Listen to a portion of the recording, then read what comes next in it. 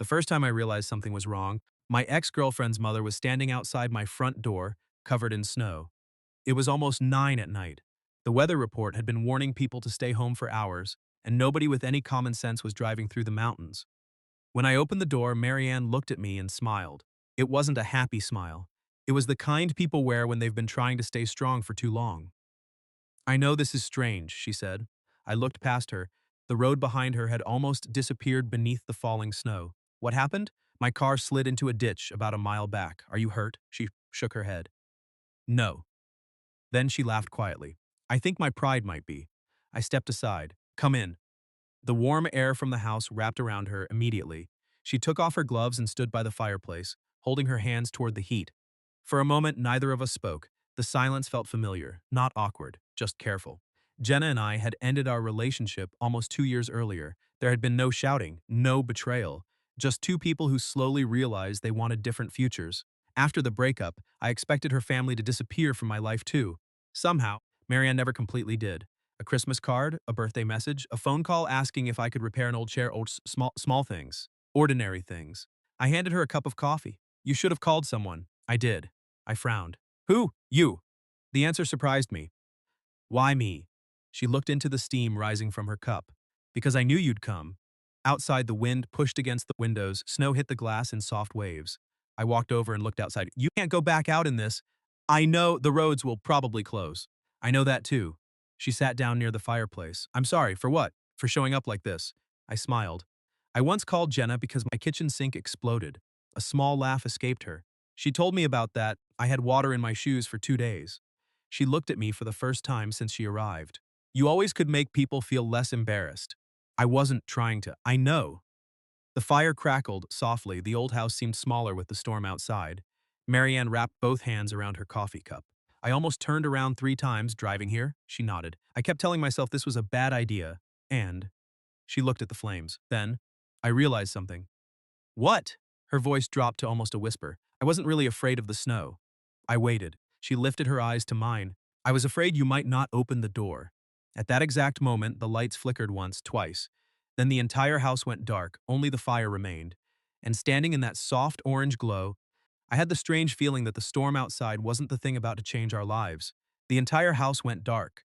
For a second, neither of us moved. The only light came from the fireplace, painting the walls with a soft orange glow. Marianne laughed quietly. "I suppose the storm made the decision for us." "What decision?" "You're not driving anywhere tonight." I looked through the window. The snow was falling harder now. The road had disappeared completely. "I don't think anyone is." She stood and walked toward the kitchen. "I have candles somewhere." "You sound very calm." "I've spent enough winters here." She opened a drawer and pulled out 2 old candles and a box of matches. A few seconds later, warm yellow light filled the room. The house felt older somehow, quieter, like a place that had been waiting for people to slow down. "I'll call the electric company," I said. She smiled. "They'll tell you what they always tell me." "And what's that?" She lit the second candle. "When the weather improves." I laughed. "Very helpful." "They're consistent." I sat down near the fireplace while she disappeared into the kitchen. A moment later, she returned carrying 2 bowls. "Soup? You made soup?" "I always make too much." She placed one bowl in front of me. The smell reminded me of family dinners years ago. Back when Jenna and I were still together, Marianne noticed the expression on my face. "What?" "I was just remembering." "The soup?" I nodded. "You used to make this every winter." She smiled. "Jenna hated vegetables. She used to hide them under the bread." Marianne laughed. "I knew." "You knew?" She was never very good at being sneaky. For the first time that evening, we both laughed without thinking. The sound filled the quiet house. Then it faded. And the silence returned, a softer silence. Marianne looked down at her bowl. "Do you ever miss her?" The question was gentle, not accusing, not uncomfortable. I answered honestly. "I miss the good parts." She nodded. "So do I." I looked at her. "I don't think we were wrong for each other." "No?" I shook my head. "I think we were simply walking toward different lives." Marianne stared into the candlelight. "I used to worry about that." "What?" "That one of you would stay just to avoid hurting the other." I smiled sadly. "We almost did." "I know." She looked at me. "And I'm glad you didn't." The answer surprised me. "You are?" "I wanted my daughter to be loved." She folded her hands together. "But I also wanted her to be chosen." The fire cracked softly. Outside, the wind moved through the trees. I looked toward the dark windows. "I always wondered if you were angry with me." Marianne looked genuinely confused. "For what?"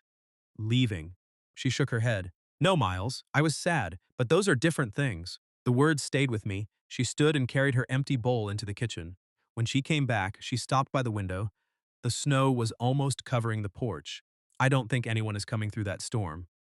I joined her. The world outside had disappeared. Just white sky and white ground, nothing else. She wrapped her arms around herself. It's strange. What is? I was frightened when my car got stuck. And now? She looked at me. Now I think I was more afraid of spending another night by myself. The candles flickered. The fire burned quietly behind us. And standing beside her in that old house, I realized that the storm hadn't trapped two strangers together. It had trapped two lonely people who had spent years pretending they were perfectly fine alone. The storm had erased the world outside. Standing beside the window, we couldn't see the road anymore. My truck was gone beneath the snow. The trees had disappeared. It felt as though the lake house had drifted away from everything else. Marianne broke the silence. I used to love this view. I looked at the white darkness beyond the glass. Even in winter? Especially in winter, she smiled to herself. Jenna thought I was crazy. She preferred summer. Marianne laughed softly. She preferred anywhere with sunshine. I remembered that beach vacations, open windows, long drives with music playing too loud. She had always been chasing the next adventure. Her mother had always seemed happy staying still. I think she got that from her father, Marianne said. What about you? I was always happy staying home. She looked around the old house. My grandmother left me this place. It isn't fancy. The roof leaks sometimes. The porch tilts a little. She smiled, but I always felt safe here. The fire crackled behind us. I looked at the old wooden shelves, the faded photographs, the worn furniture. It reminded me of my workshop. Old things that survived because someone cared enough not to throw them away. You still have that chair, I said.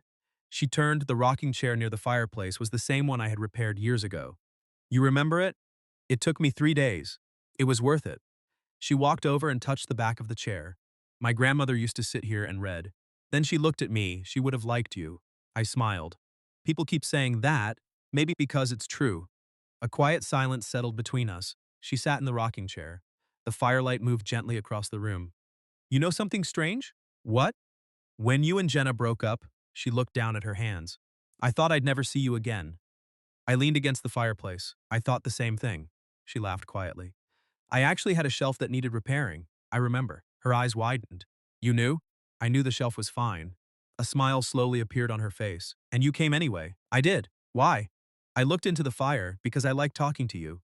Because your house never felt empty. Because leaving always took longer than it should have. But I couldn't say any of that, so I shrugged. I had a free afternoon. She looked at me for a long moment. You're not a very good liar. I laughed. No, I suppose I'm not. The wind pushed against the old house, a branch scraped across the roof. Marianne pulled the blanket a little closer around her shoulders. Can I ask you something? Of course. Were you lonely after the breakup? The question deserved honesty. Yes, she nodded slowly. So was I. I frowned. You had family. You had friends. She smiled sadly. Loneliness doesn't seem to care about those things. The room became quiet again. She looked toward the dark window. I think people believe getting older means needing less. And does it? She shook her head. I think it just means we get better at hiding it. The fire burned softly, the candles flickered, and sitting in that old lake house, while the storm kept the rest of the world away, I realized something.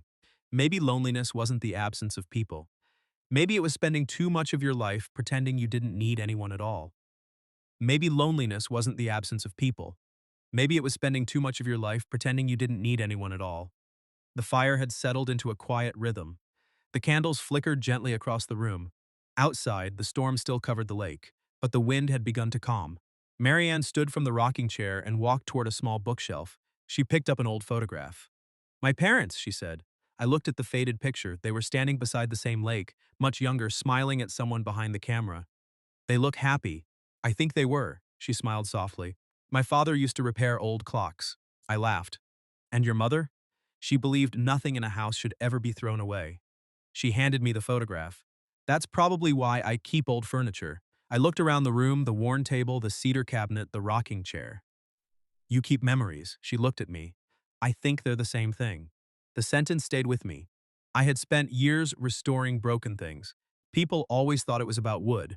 It wasn't. It was about giving something another chance. Marianne placed the photograph back on the shelf. Do you ever regret it? What? Ending things with Jenna. I took my time answering. I regret that we hurt each other, but I don't regret being honest. She nodded slowly. I was proud of you for that. The answer surprised me. You were? I watched too many people stay together because they were afraid to leave. She looked into the fire. My marriage lasted longer than it should have. I stayed quiet. She wasn't asking for advice. She was simply telling the truth. I think we both stopped seeing each other. She smiled sadly. We became very polite roommates. The room fell silent, the kind of silence that doesn't need to be filled. After a while, she laughed quietly. This is probably a terrible conversation for two people trapped in a snowstorm. Probably. And yet, she looked toward the window. It's nice talking to someone who doesn't expect me to pretend everything was perfect. I understood that feeling. When my father died, I said, everyone kept telling me to stay busy. Did you? I nodded. I worked every day for almost 6 months. Did it help? Know what helped? I looked at the old fireplace. One evening, a neighbor came over and sat with me. He barely spoke. He just didn't let me be alone. Marianne lowered her eyes. People forget how important that is. The candles burned lower. She wrapped the blanket around her shoulders again. You know what frightened me most tonight? The accident? She shook her head. The idea of sitting in this house and listening to the storm by myself. I smiled gently. I'm glad you called. She looked at me for a long moment, so am I. Outside, the snow continued to fall, the roads were still closed, the rest of the world felt very far away. Marianne walked toward the window once more. Her reflection looked lonely against the dark glass. Then, without turning around, she asked quietly, Miles? Yes. If life gives people a second chance. She paused. How do they know they're brave enough to take it? If life gives people a second chance, how do they know they're brave enough to take it? The question lingered in the room. The fire cracked softly. Outside, snow continued to fall, covering the lake in a quiet blanket of white. I looked at Marianne. I don't think people ever know. She smiled faintly. That doesn't sound very comforting. It's honest. She folded her arms and looked out the window again. My grandmother believed everyone gets one great chance to be happy. And did she take hers? I think she almost didn't. She walked back to the couch and sat down. My grandfather asked her to marry him 3 times. I smiled. 3? The first time she said she was too young. The second time she said life was too complicated. And the third? Marianne laughed softly. He told her he was tired of waiting for her to stop being afraid. What did she do? She married him. The firelight reflected in her eyes. She used to tell me that fear and regret look very similar when you're old. The word stayed with me. I had seen regret before, in people who sold family homes. In old men bringing broken furniture to my workshop because it belonged to someone they had lost. In my own reflection after Jenna and I ended things. What are you thinking about? She asked. I smiled to myself. My father. She waited. He used to tell me that the saddest jobs were never the broken tables. What were they? The unfinished ones. I looked toward the old cedar cabinet. He said people always believed they had more time. Marianne lowered her eyes. I understand that. A quiet silence settled between us. Then she asked, do you ever think about having a family? The question caught me by surprise. I used to. And now? I shrugged. I stopped making plans. Why? Because life seemed better at making them than I was. She laughed softly. That's a very lonely way to live. It probably is. She looked into the fire. Everyone kept congratulating me. For what? They said I had done my job. They said I should enjoy my freedom. A sad smile crossed her face. But nobody tells mothers what to do with all the love that stays behind. I didn't know why that sentence hurt. Maybe because I understood it. There are things in life that don't simply disappear because the chapter ends. The fire burned lower. The room grew quieter. Marianne stood and walked to a small table near the window. There was an old guest book resting there. She opened it carefully. My grandparents asked visitors to write something before they left. She handed it to me. Most of the pages were filled with simple messages. Thank you for the weekend. Beautiful lake. We'll come back in summer. Then I noticed one line written many years earlier. Home is the place where people are happy to see you arrive. I read it twice. Marianne smiled. My grandmother wrote that. I closed the book. I think she was right. She looked at me for a long moment. So do I. The candles flickered. The old house creaked softly around us. Outside, the storm had almost hidden the entire porch. Marianne wrapped the blanket around her shoulders again. Then, in a voice barely louder than the fire, she asked, Miles, yes? When you opened the door tonight? She hesitated.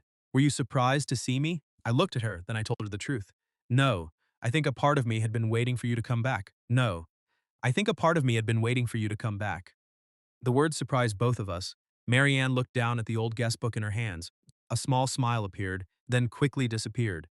You shouldn't say things like that. Why? Because they make ordinary evenings complicated. I laughed softly. I don't think this stopped being an ordinary evening a long time ago. She closed the guest book and placed it back on the table. Outside, the storm moved quietly across the lake. The windows were covered with snow, the whole world felt distant.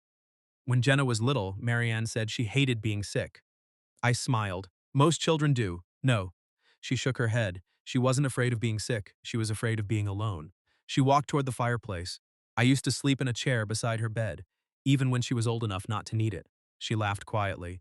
I told myself I stayed because she slept better. And the truth? The truth is, she looked into the fire. I slept better too. The room became quiet. There was something comforting about listening to someone who had finally stopped pretending to be strong. I sat down on the couch. Marianne remained standing by the fireplace. You know what I always admired about you? She asked. I looked up. What? You never hurried people, I frowned. I repair furniture. She smiled. I know, but even with people, you always listened. You let silence exist. I looked toward the flames. My father taught me that. What did he say? He said broken things usually tell you how to fix them. You just have to be patient enough to listen. She folded her arms. I wish people were that simple. I think they are. She looked at me. No, I think people spend most of their lives hiding the part that hurts. The sentence lingered between us. I thought about my own quiet house, the workshop, the evenings that felt longer than they should. Maybe she was right. Maybe everyone was carrying something invisible. Marianne sat beside me. Not too close. Just close enough that the empty space between us didn't feel so large. Can I tell you a secret? Of course, she smiled at the fire. Some nights I would drive past your workshop. I stared at you, did? She nodded. I never stopped, I never came inside. Why? Because I told myself it would be inappropriate. She laughed softly. So I'd just look to see if your lights were on. I didn't know what to say. The strange thing, she continued, was that if I saw them, I felt better. I looked down at my hands. I used to leave those lights on even when I wasn't working. Her eyes met mine. Why? I smiled sadly. I think I was hoping that somewhere someone might notice I was still there. Neither of us spoke. The fire cracked quietly. The candles had almost burned down. The old lake house felt warm in a way it hadn't a few hours earlier. Marianne looked toward the dark window. Then she asked the question so softly I almost missed it. Miles, yes? If two lonely people spend years pretending they don't need anyone. She took a slow breath. What happens when they finally stop pretending? If two lonely people spend years pretending they don't need anyone, what happens when they finally stop pretending? The question stayed between us. The fire had burned low. The candles were almost gone. Outside, the storm had become quiet, as though it had grown tired of fighting the world. I looked at Marianne. I don't know. She smiled faintly. I was hoping you would. I think people imagine there's some great answer. And there isn't? I shook my head. I think they just become honest. Honesty can be frightening. It can. It can also hurt people. I knew who she was thinking about. Jenna. I had been thinking about her too, not because I wished things had been different, but because good memories don't disappear simply because life changes. Marianne folded her hands together. When Jenna was a little girl, she used to ask me if adults ever got scared. What did you tell her? I lied. I smiled. What did you say? I told her adults know what they're doing. A quiet laugh escaped both of us. That wasn't true. She looked at me. Miles, I'm standing in a snowstorm with my daughter's ex-boyfriend, wondering why this feels like the first honest conversation I've had in years. She shook her head gently. I don't think adults know anything. The old house creaked softly. I looked around the room, the rocking chair, the old bookshelf, the faded photographs. This place doesn't feel lonely anymore, I said. She looked surprised. No? I shook my head. It feels lived in. Her eyes softened. My grandfather used to say houses remember people. I think he was right. She stood and walked to the fireplace. A log had shifted. She carefully moved it back into place. You know something strange? What? After my divorce, people kept trying to introduce me to someone. I smiled. How did that go? It was awful. I laughed. That bad? They were all perfectly nice, but every conversation felt like work. She looked at the fire. I thought maybe that was what getting older meant. What? Accepting that some parts of your life are over. I stood and joined her. I don't believe that. She looked at me. No? I think people just stop believing they're allowed to begin again. The sentence settled quietly in the room. She didn't answer. Instead, she looked toward the snow-covered window. I haven't felt this peaceful in a long time. Neither had I. There was no pressure, no promises, just two people sharing a quiet evening while the rest of the world waited outside. Marianne wrapped the blanket around herself once more. Then she laughed softly. What? I just realized something. What? My car started before you arrived. I smiled. I know, I could have driven home. You could have. She looked at me for a long moment, but I didn't. The truth of it hung between us, no excuses. No explanations. She had stayed. I had stayed, and neither of us seemed to regret it. The last candle flickered. The room grew darker. Marianne looked down at her hands. Then, very quietly, she asked, Miles, yes? If the storm ends in the morning. She lifted her eyes to mine. Do you think we'll have the courage to tell ourselves the truth? Do you think we'll have the courage to tell ourselves the truth? I didn't answer, not because I didn't know, because I was afraid I did. The room had grown darker. The last candle had almost burned out, and the fire was little more than glowing embers. Outside, the storm had become strangely quiet. It felt as though the whole world was waiting. Marianne looked away first. I shouldn't have asked that. Why? Because some questions change people. I smiled faintly. I think we've been changing for a long time. She folded the blanket across her lap. When Jenna and you ended things, I told myself I would never get involved. I looked at her. Involved? In your life. I thought the kindest thing was to disappear. She laughed softly. Then a cabinet door broke. I smiled. I remember. You repaired it. Then the porch railing needed fixing. I remember that too. And then the old rocking chair. I looked at her. The rocking chair wasn't broken. I know. A quiet silence settled between us. She looked into the fire. I think I kept finding reasons to see you. The honesty of the confession filled the room. Not dramatic, not reckless, just honest. I looked down at my hands. I never minded. Her eyes lifted toward me. You didn't? No. Why? I thought about the long noon afternoons at the lake house, coffee in the kitchen, small conversations, taking longer than necessary to finish simple repairs. Then I answered. Because I always left feeling less alone. The words hung quietly between us. Marianne closed her eyes for a moment. When did life become so lonely? I shook my head. I don't think it happened all at once. I think it happened quietly, a missed dinner. A house that got a little quieter, a phone that stopped ringing. She nodded. That's exactly how it feels. The old house creaked softly. A branch dropped snow from the roof. Marianne stood and walked toward the bookshelf. She picked up a framed photograph, Jenna, much younger, smiling beside the lake. I was so afraid of making mistakes as a mother. She touched the frame gently. I wanted her to have a happier life than mine. You did. She smiled sadly. I hope so. Then she looked at me. Do you know what frightened me after the breakup? I waited. That one day you would meet someone else, and I'd realize I missed the chance to tell you that your friendship mattered to me. I looked at the photograph in her hands. I used to wonder how you were. You did? I nodded. Some evenings I'd drive past the road that leads to this house. She stared at me. But I never turned in. Why? Because I told myself it wasn't my place anymore. A small tear filled her eyes, so we were both pretending. I think so. The fire shifted softly. A tiny flame appeared again. For just a moment, the room became brighter. Marianne placed the photograph back on the shelf. Then she turned toward me. Her voice was almost a whisper. Miles, yes, if we had met at a different time. She stopped. I waited, then she shook her head. No. What? I think that's the wrong question. She took one slow step closer. The firelight reflected softly in her eyes. I think the real question is, she paused, why did it take us so many years to admit that neither of us wanted to be lonely anymore? Why did it take us so many years to admit that neither of us wanted to be lonely anymore? Neither of us moved. The question filled the old house. Outside, the storm had almost disappeared. The snow was still falling, but gently now, as though the night itself had grown quiet. I looked at Marianne. I think we were trying to protect people. She smiled sadly. Or maybe we were protecting ourselves. The answer felt true. She walked back to the couch and sat down. The blanket slipped from her shoulders, and she pulled it around herself again. My grandmother believed there were two kinds of love. What were they? The kind that arrives like lightning, and the other? The kind that grows so slowly that people don't notice it until it has already changed them. I sat across from her. Which one did she trust? The second. She laughed softly. She said lightning is beautiful, but old trees survive because their roots grow quietly. The fire shifted, a small flame reached upward. The room felt warmer. I used to think life would be simple, Marianne whispered. I thought I'd get married, raise a family, grow old, and then one day I'd wake up and know I had done everything right. She looked at her hands. But life doesn't work that way. I nodded. No, it doesn't. She looked at me. Do you ever wonder if we expect too much from ourselves? What do you mean? We forgive strangers, we forgive friends, but somehow, we never forgive ourselves for being human. The words settled over us. I thought about the years after Jenna and I separated. The empty evenings, the quiet workshop, the reasons I invented not to drive toward the lake. I think I spent a long time believing I had missed my chance. I admitted, her eyes lifted. At what? Being happy. A faint smile touched her face. I know that feeling.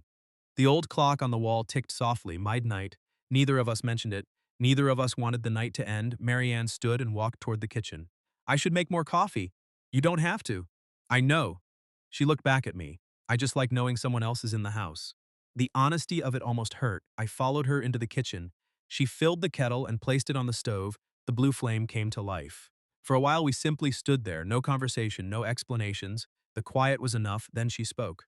When Jenna was in college, she used to call me every Sunday. What about now?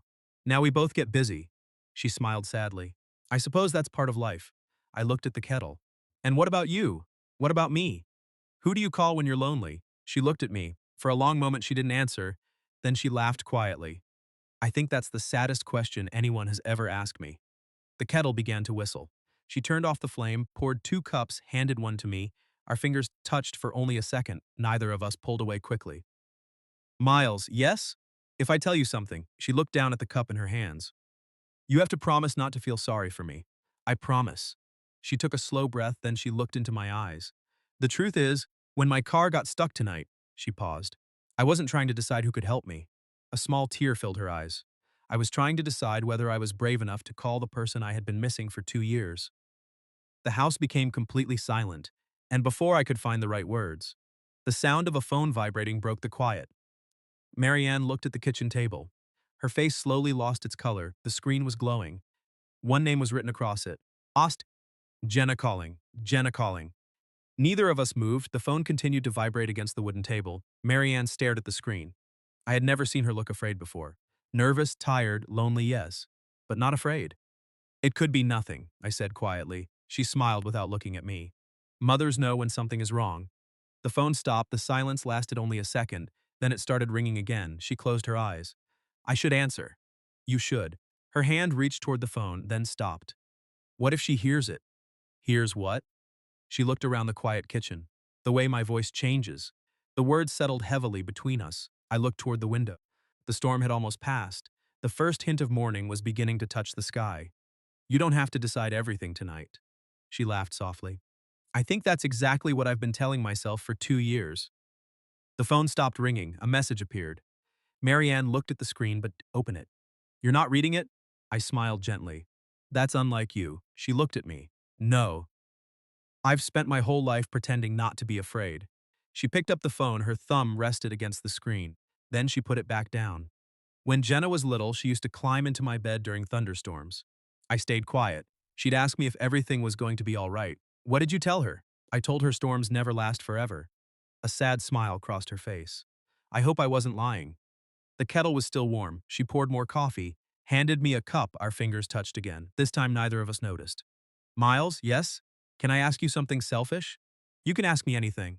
She looked into the steam rising from her cup. If you had never met Jenna. She stopped. I waited. Do you think we would have been friends? The question sounded simple. It wasn't. I thought about the old lake house, the broken shelf, the long conversations, the years of quiet understanding. Then I answered honestly. No. She looked surprised. No? I shook my head. I don't think friendship would have been enough. The room became completely silent. She looked away. A tear slipped down her cheek. She wiped it away before it could fall. You shouldn't have said that. I know. But it's true, she laughed softly. My grandmother had another saying. What was it? She believed the truth always arrived late. And was she right? Marianne looked at me. I think we're living proof. The phone vibrated again. This time it wasn't a call. She looked at the message. Her hands trembled slightly. What does it say? She swallowed. It's Jenna. I waited. Marianne read the message once, then again. The color slowly disappeared from her face. What is it? She handed me the phone. There were only 2 lines. Mom, I had the strangest dream about you tonight. Promise me you're not alone. I looked up. Marianne was standing by the window, staring into the fading storm. Her voice was barely above a whisper. The hardest part isn't that I don't know what to say to her. What is it? She closed her eyes. It's that for the first time in years. She turned toward me. I don't want to lie. I don't want to lie. The words remained in the quiet kitchen. Outside, the storm was ending. The darkness beyond the windows was slowly giving way to morning. I handed the phone back to Marianne. She looked at Jenna's message one more time, then she locked the screen. You don't have to answer right now, I said. Marianne looked at the dark screen in her hand and shook her head. That's the problem. What is? I've spent too much of my life telling myself there would always be a better time. She walked slowly into the living room. The fire had almost burned out. Only a few glowing embers remained. She stood in front of them for a long moment. When my husband and I separated, she smiled sadly. We spent almost a year pretending everything was fine. I stayed quiet. We had dinner together. We smiled at friends. We went to family gatherings. She looked into the dying fire, but we had already said goodbye. The old house creaked softly. Outside, the first pale light of morning touched the snow. I promised myself I would never live like that again. She turned toward me, and somehow, I did. I walked over and stood beside the fireplace. You weren't trying to hurt anyone. I know. I was trying to protect everyone. A quiet laugh escaped her. The strange thing is, those two things sometimes look exactly the same. Neither of us spoke. The silence wasn't empty anymore. It was simply honest. Marianne sat down on the couch. She looked tired, not because of the storm. Because of the years she had spent carrying feelings she believed she wasn't allowed to have. I used to think loneliness was something you survived, she whispered. And now, she looked at me. I think it changes you. I sat across from her. Maybe, no. She smiled gently. It made me forget that I was more than someone's mother. The sentence hurt to hear. You were never just that, she lowered her eyes. I know that now. The wind outside had almost disappeared. The world was quiet again. Marianne picked up the old guest book from the table. She opened it to her grandmother's handwriting. Home is the place where people are happy to see you arrive. She touched the words lightly. My grandmother and grandfather were married for 52 years. Were they happy? Most days? She laughed softly. And on the difficult days, they sat together on the porch until one of them remembered why they stayed. She closed the book. I always thought love had to be perfect. I smiled. My father believed the opposite. What did he say? He said the strongest furniture always carries a few scars. She looked at me. And people? I think people do too. The room became quiet once more. Marianne's phone vibrated again. She didn't pick it up. Instead, she looked at the window. The snow is stopping. I nodded.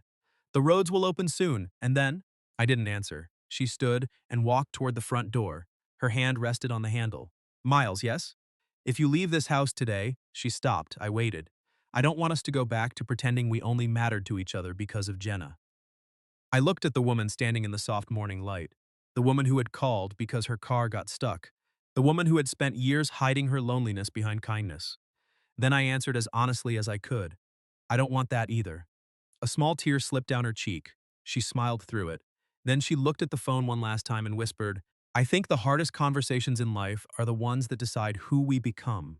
At that exact moment, someone knocked on the front door. Someone knocked on the front door. Neither of us moved. The sound wasn't loud. 3 slow knocks, calm, certain.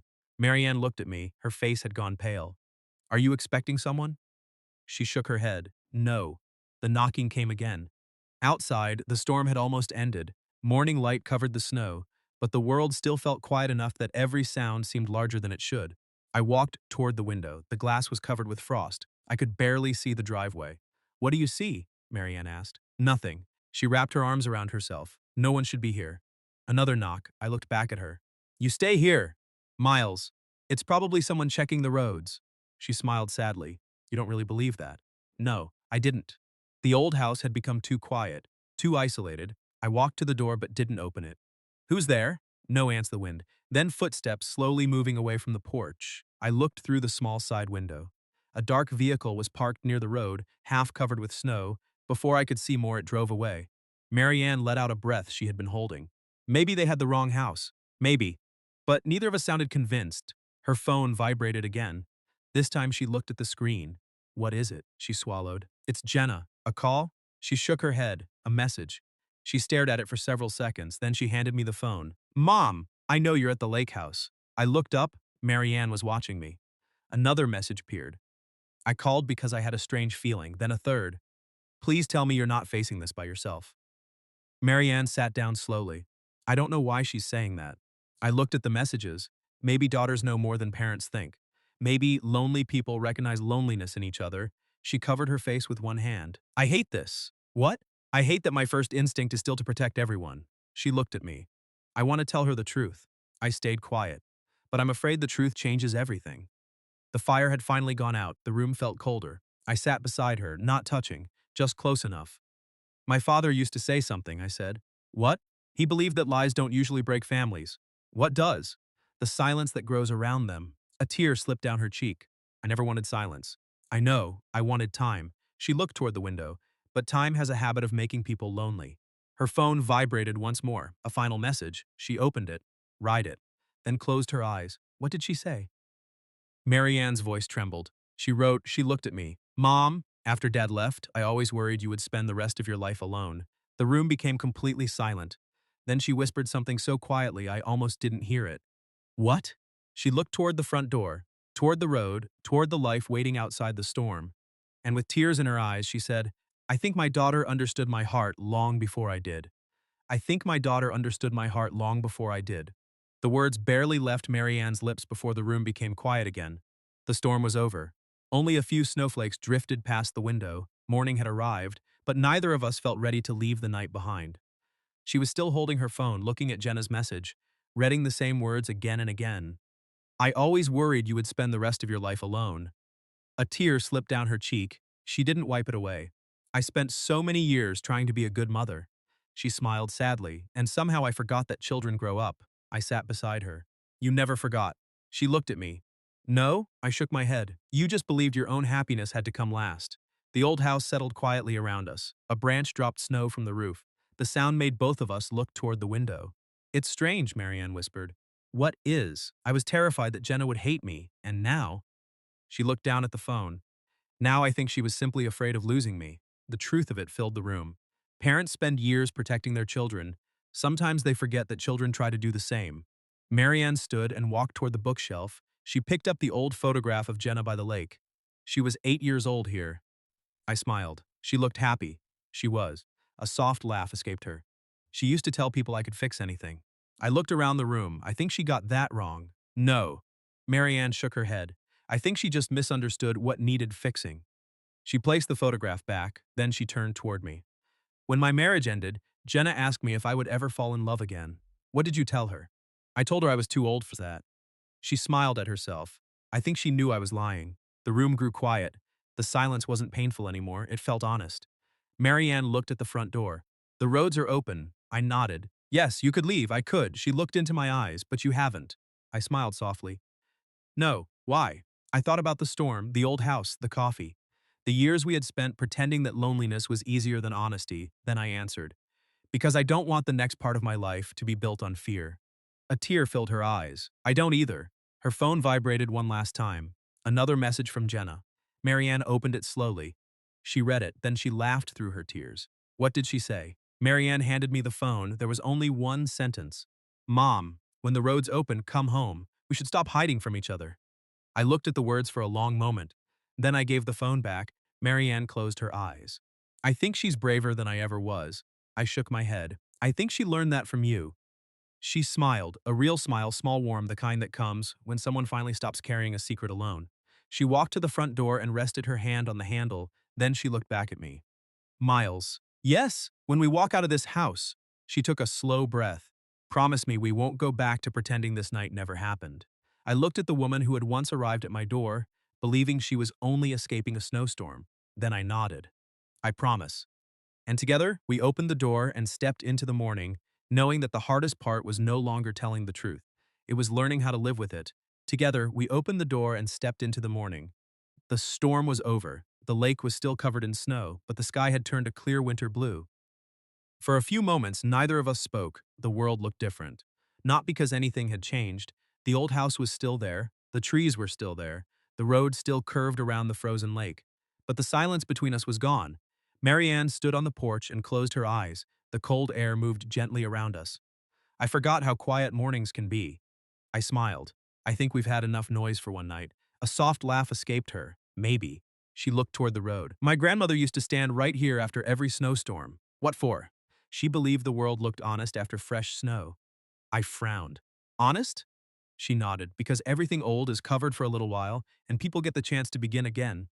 The words settled quietly between us. I looked at the small key she had given me the night before.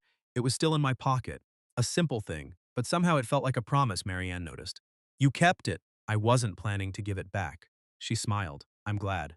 We walked slowly toward the lake. Our footprints were the first ones in the snow. The world around us was completely still. When Jenna was little, Marianne said she loved making footprints. She used to walk in circles just to see where she'd been. I laughed. That sounds like her. Her smile faded a little.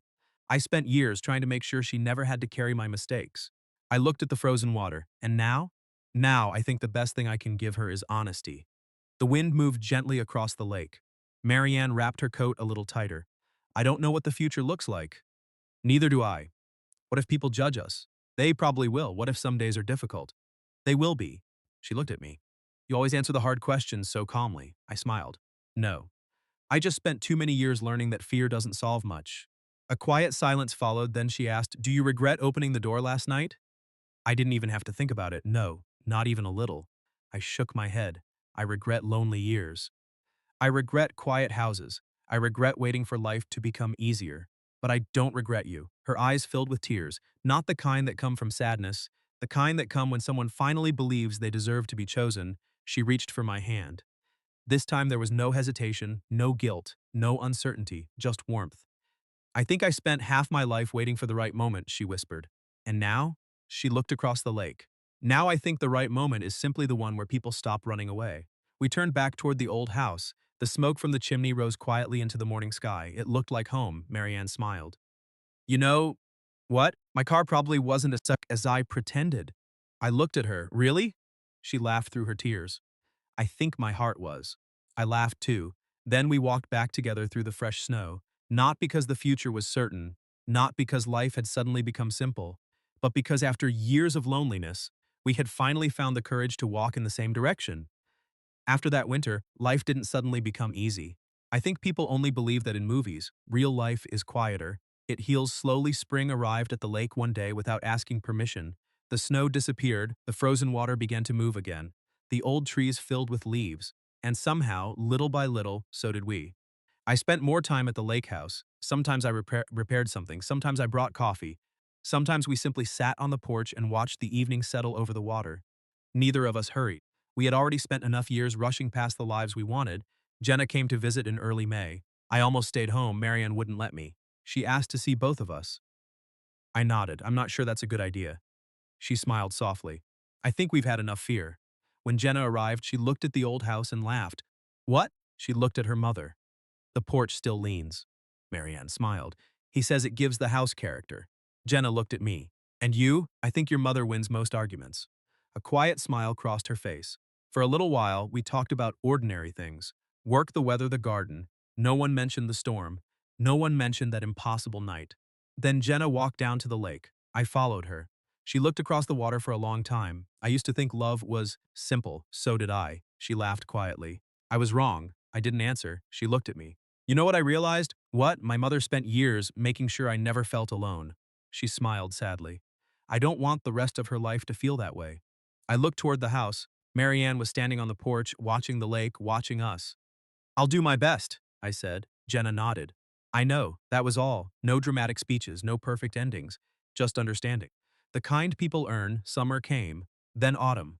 One evening, the three of us sat on the porch watching the sun disappear behind the trees. Marianne reached for my hand, not secretly, not carefully.